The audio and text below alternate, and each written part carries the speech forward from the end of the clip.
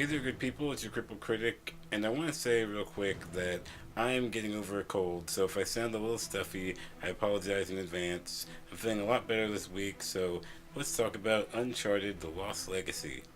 Also, there might be some light spoilers for a certain character that shows up in the game that you may not know is in the game, but no big story spoilers.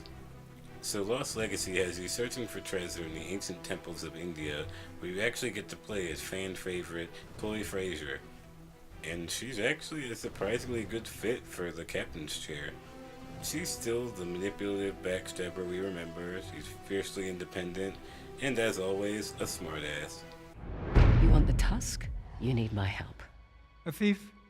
Collector of antiquities. A parasite who exploits our struggle in order to fatten her pockets. So that's a no?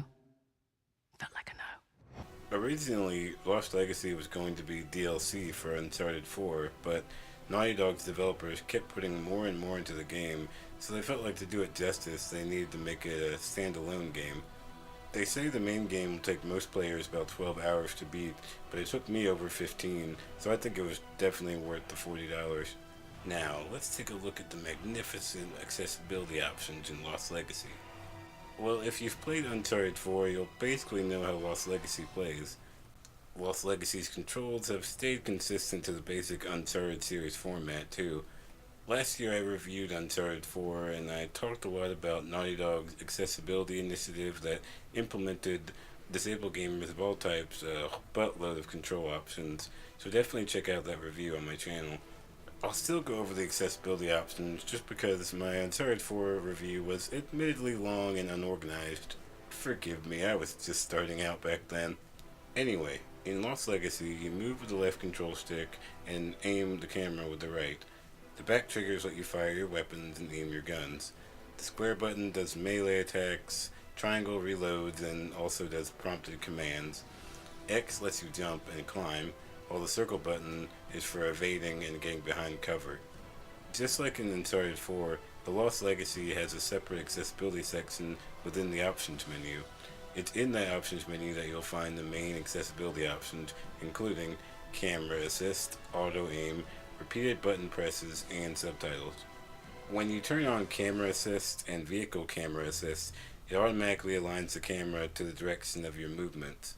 The vehicle camera assist is especially useful during high-speed chases.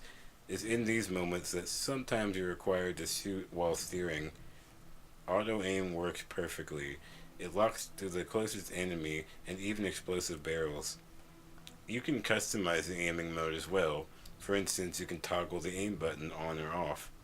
Lost Legacy carried over another useful accessibility feature from the last game, which is the option to hold down the QuickTime event buttons instead of having to tap them repeatedly.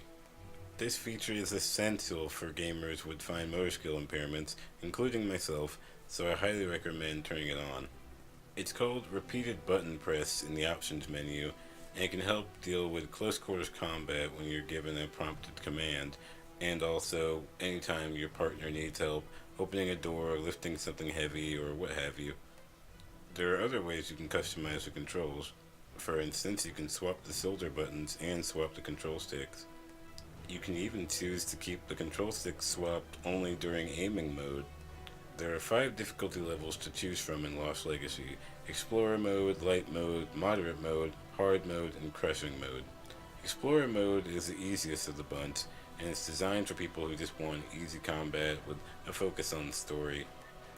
Thankfully, the game doesn't penalize you for choosing the easiest mode. It doesn't take certain features away or stop you from getting treasure. The first few games did that, and I'm glad they changed it in the new games. So I'm happy to say that Lost Legacy brought new accessibility features to this game and new gameplay mechanics. Chloe's character can use a lockpick to unlock certain doors and open weapon caches. To lockpick, you only have to press triangle, slowly move the left control stick in a circle until you feel a vibration, and then you unlock one of 3 locks to finish. It's pretty easy, and the game never makes you do it during high pressure situations. One new accessibility feature that I personally love is the ability to zoom in on a fixed point by pressing the aim button. This happens when you toggle the aim button. Now it's a little hard to describe, but After doing this, the camera will zoom in on whatever the aiming reticle is focusing on, regardless of whether you're holding a weapon or not. For me personally, and I assume many other disabled gamers would find motor skill impairments, this really simplifies aiming a weapon at a certain object or just looking at something in the distance. Even better is that this feature automatically centers the camera and places your character facing forward, reducing the work it would take to manually move your character.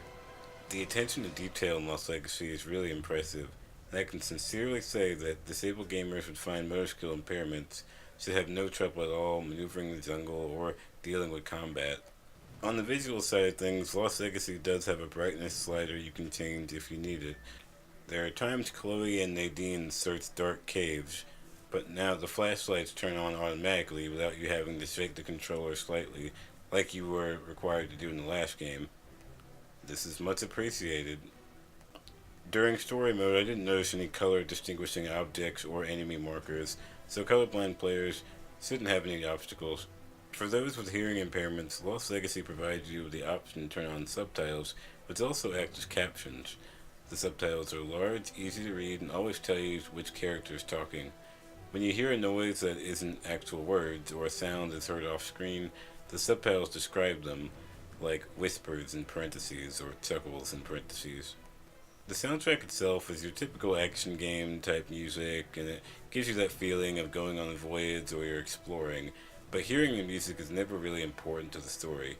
So disabled gamers with hearing impairment won't have any problems playing through Lost Legacy. The story in Lost Legacy is good. It's a lot less dramatic than the last game, which I thought got a little too serious at times, so it's good to get back to the lighthearted adventure. We get to know a lot more about Chloe's backstory and history, which is pretty neat. At the very least, she's no longer that racially ambiguous brown girl. She's half Indian, and it kinda ties into the story. Chloe and Nadine are looking for the Tusk of Ganesh, an old relic in India. Trouble is, a rebel army leader named Asav is also looking for the Tusk, and all this is going on during a civil war in India. Asav is actually a pretty interesting villain, because even though he's ruthless, he's supposedly trying to bring the country back together by exposing the Tusk, while Chloe just wants the Tusk for money, like always. So, will she destroy her family's heritage by selling some cool trinkets or not? There's definitely a moral dilemma here, but they don't focus on it too much. They focus on the adventure. A quick spoiler is that Nathan Drake's brother Sam shows up late in the game. He ends up playing the comic relief character, which is pretty unexpected considering how boring and flat he was in the last game. But they really improved him in this game. He's funny and I liked him a lot more.